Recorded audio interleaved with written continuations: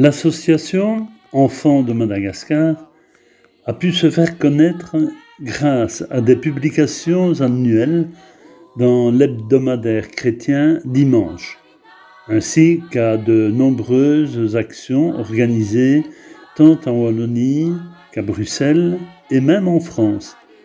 Ces actions permettent de fidéliser nos donateurs, qui sont aujourd'hui près de 1200.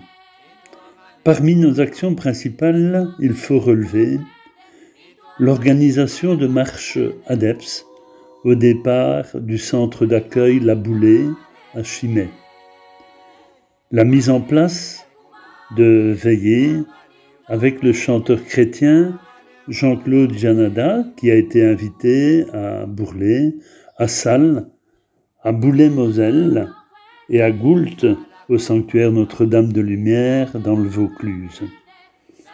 Des concerts ont aussi été organisés avec des groupes vocaux, des formations musicales bien connues.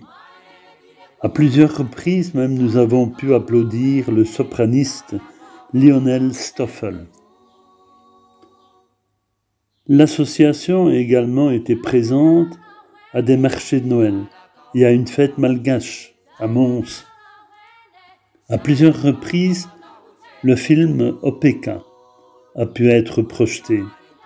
La jeunesse locale de Bourlay a permis la confection et la distribution de kouignou aux aînés du village à l'occasion de la fête de Noël.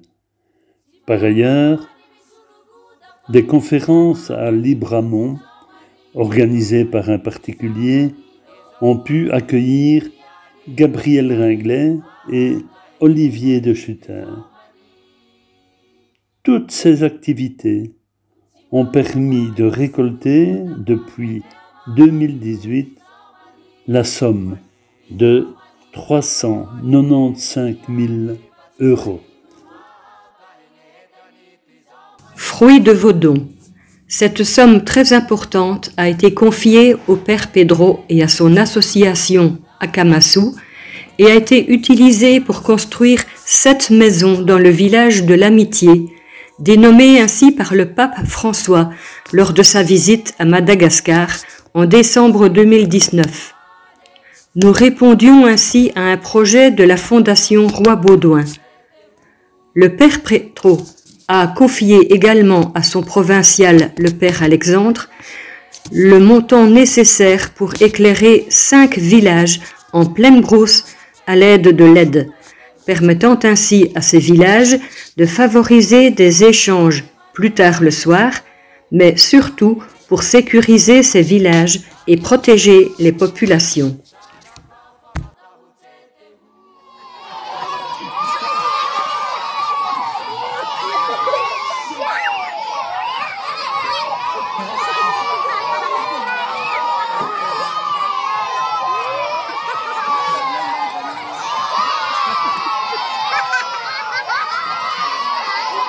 Mais l'essentiel des dons reçus a servi à alimenter les 15 cantines scolaires de Landroux, situées parfois à 250 km de Fort-Dauphin, où ces camions sont allés chercher les marchandises composées de riz, de haricots et d'huile. Ce sont les filles sœurs de charité qui se sont chargées de ce travail.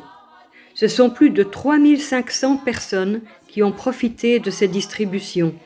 Les enfants particulièrement vulnérables ont toujours été les premiers bénéficiaires de ces actions. Près de Fort-Dauphin, un collège appartenant à la congrégation de la mission a pu être réhabilité. Enfin, à Belou, au bout du monde, comme le précisait le Père Pedro, les maçons d'Akamasu ont construit un collège comprenant 6 classes allant des primaires aux humanités. 350 enfants vont ainsi pouvoir être scolarisés. Ce collège est tenu par les filles sœurs des pauvres de Saint-Vincent-de-Paul. À cet endroit, de nouveaux projets que nous soutenons sont en cours de réalisation.